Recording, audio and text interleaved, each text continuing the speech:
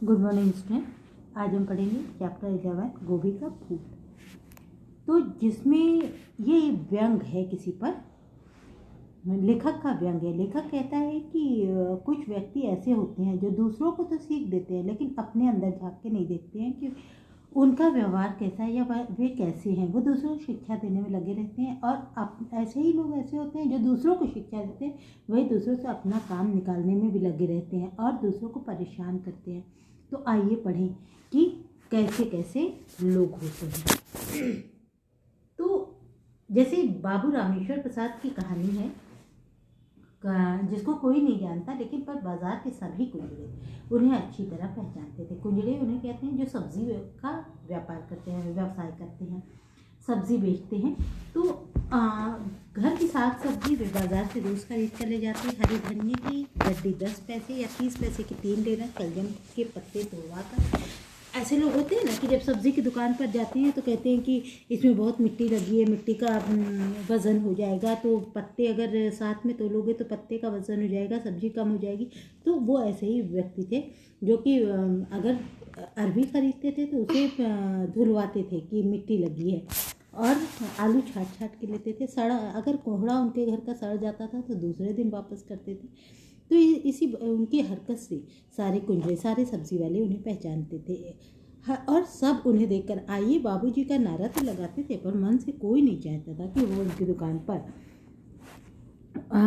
जाए, क्योंकि बहुत देर तक उनसे हिसाब किताब लगाना पड़ता था, जिससे समय भी बर्बाद होता था और दिमाग भी खराब होता था। सौदे के बाद घाटे में आखिर कौन रहा?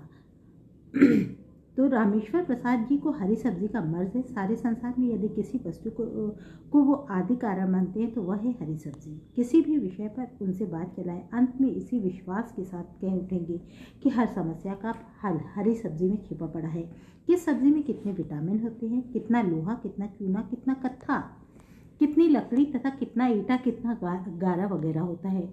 इनके जैसा विशद ज्ञान उनको है, वैसा किसी पोस्ट मास्टर को अब तक निकले हुए डाक के बारे में भी नहीं होगा।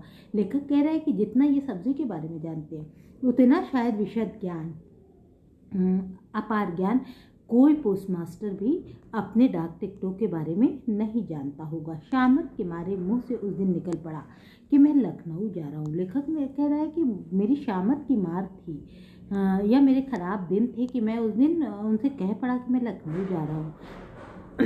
छूटते ही बाबू, ये शब्द मेरे मुंह से छूटते ही रामेश्वर बोले कि वहाँ से फूल गोभी लेते आइएगा। अभी यहाँ गोभी का अच्छा फूल नहीं मिलता, सुना है लखनऊ में 20-20 पैसे के अच्छे फूल मिल जाते हैं। तो मैंने कहा हाँ या ना कहा हो, मैंने तो ये अभी समझा भी नहीं कि मैं हाँ कह रहा हूँ कि नहीं कह रहा हूँ। लेखक कह रहे, लेकिन इसके पहले उन्होंने 80 पैसे मेरे हाथ पे रख दिए और मुझे अकेले में ले जाकर बोले, देखिए वर्मा जी, आपने कभी साग सब्जी खरीदी है कि नहीं है? फूल ज़रा गठा हुआ लीजिएगा, बिखरा फूल जल्दी ख़राब हो जाता है।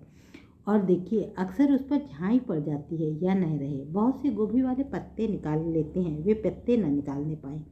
पूरी गोभी लीजिएगा, पत्ते में जो कैलोरी होती है वह फूल में नहीं होती, फूल में तो होती ही नहीं। पत्तों के डंठल का अचार बड़ा अच्छा होता है, उसकी सब्जी तो आपने खाई ही ना होगी। अब ये गोभी की ही विशेषता गिनाने लगे कि उसके पत्ते को भी इस्तेमाल में लाया जा सकता है, उसकी अचार और उसकी डंठल का अचार, तो पत्ते की सब्जी, सबकी कैलोरी को उन्होंने गिना दिया और कहा कि अगर इसके पत्तों को पानी में उबाल कर नमक मिर्च लगा कर खाइए तो लाल लाल कल्ले अर्थात गाल निकल आएंगे।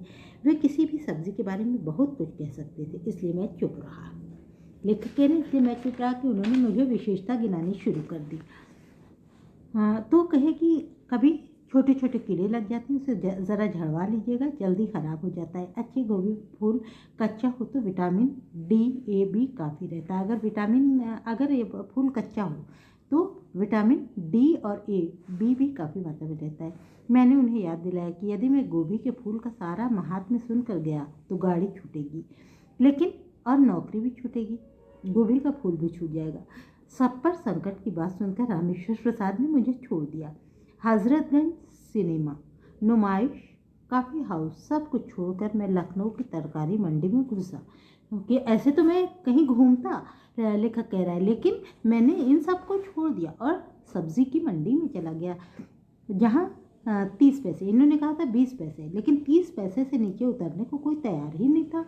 मुझे 20-20 पैसे वाले फूल चाहिए थे, पूरे पत्ते वाले, जिनके डंठल का अचार बन सके, जिनके खाने में लाल लाल कल्ले निकल आए। लौटने का वक्त हो गया। मंडी वाले ने 20 पैसे पर उतरने के लिए हामी न भरी।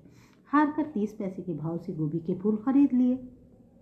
सोचा कि अगर ये इतने ही नायाब हैं तो 2-4 अपने लिए भी ले लूँ। प्लेटफार्म पर हाथ में एक अदद खूबसूरत अटैची के साथ एक झाबा गोभी के फूल को लेकर सफ़र करने वाला मैं अपने ढंग का अकेला मुसाफिर दिखाई पड़ रहा था। इसलिए कि भाई मैं इतना पढ़ा लिखा नौकरी पेशा आदमी था और साथ में झाबा गोभी का फूल देखकर लोग मुझ पर हंस भी रहे थे।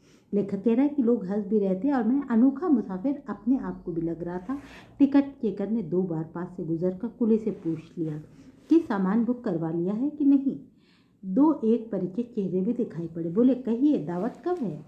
संजीदगी से जवाब देता हुआ मैं प्लेटफार्म पर बढ़ती भीड़ और अपने गोभी के झाबे को देख रहा था। मतलब सब उपहास मेरा कर रहे थे कि अरे इतनी गोभी ले जा रहे हो तो दावत कब है?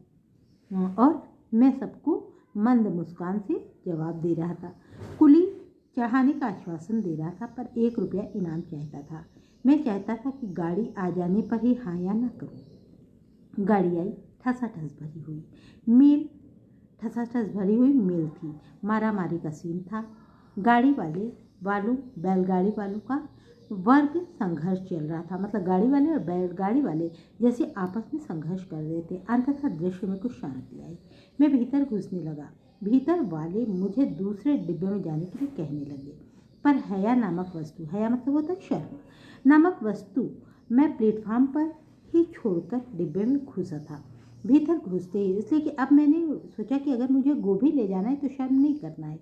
तो मैं गोभी के फूलों की चिंता करते हुए अंदर घुस गया। झाबा भीतर नहीं आ सकता था। गोभी के 2 फूल इसी चक्कर में रेल की पटरी पर पहुंचकर शहीद हो गए। अब इस फूल को शहीद ही कहेंगे वो। शहीद हो गए। झाबा भीतर लेने के बाद मैं कुली पर बिगड़ने लगा। तू मैं बढ़ने लगी। अंत में मैंने 4 की जगह 6 रुपये में छुट्टी पाई।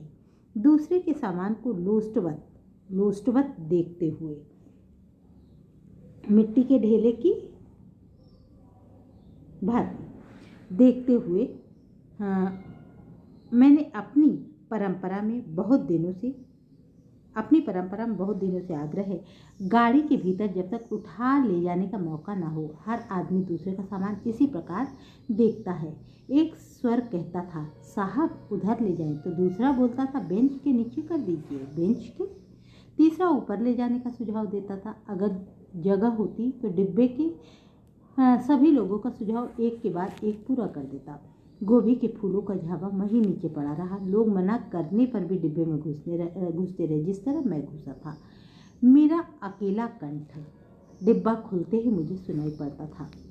मेरा अकेला कंठ मतलब मेरी आवाज़ ही मुझे अकेली। कोई और तो अपनी जगह ढूंढ रहा है, कोई बोल नहीं रहा, सब जगह, लेकिन मुझे गोभी बचाने की वजह से हर वक्त अरे देख के जाइएगा, अरे देख के जाइएगा, तो मेरी ही आवाज़ सुनाई दे, बचाइएगा, देखिएगा, इस तरह से मैं ही सुनाई दे रहा था। उधर गोभी है, अरे ये ट्रंक इधर से ले जाओ। जब आदमी जनता हो जाता है तो कौन किसकी सुनता है। सो मेरी भी किसी नहीं सुनी, इसलिए कि मैं ही अपनी बात, हर बात मैं अपनी कह रहा था। तो मानो मैं जनता हो गया, मानो मैं एक भीड़ हो गया। तो किसकी कौन सुनता है। सो मेरी भी किसी ने नहीं सुनी। जब तक इलाहाबाद स्टेशन ना आ गया, मैं अपने गोभी के झाबे को जी भर देख भी नहीं पाया। कि इतनी भीड़ थी कि मैं अपने गोभी के झाबे को देख भी नहीं पाया और उस पर भीड़ छाई रही। इलाहाबाद आने पर मैं उसे किसी कदर देख पाया। गोभी के गठे हुए पत्तेदार फूल जनता की इतनी लातें खा चुके थे कि हारे हुए उम्मीदवार की भांति इतना पैर उस पर पड़ चुका था कि ऐसा लग रहा था कि मानो हारा हुआ उम्मीदवार बेचारा शर्मिंदा सा मुंह लटकाए हुआ अपने आप को भी उसे पहचानना कठिन लग रहा था। इतने हमलों के बाद भी उसमें कितने विटामिन शेष बचे हैं, यह मैं रामेश्वर प्रसाद तक पहुंचा कर मालूम करना चाहता था, पर हिम्मत नहीं पड़ी। यहीं बाजार के बाज़ार से 50-50 पैसे के फूल खरीद कर लखनऊ के कहकर उन्हें दे आया। इसके बदले में लखनऊ से मिलने वाली सस्ती तरकारी पर उनका सारगर्भित भाषण सुनकर लौटा। तो ये व्यंग केशव चंद्र वर्मा ने रामेश्वर जी के बारे में बताया। तो इस तरह आप चैप्टर पढ़िएगा। धन्यवाद।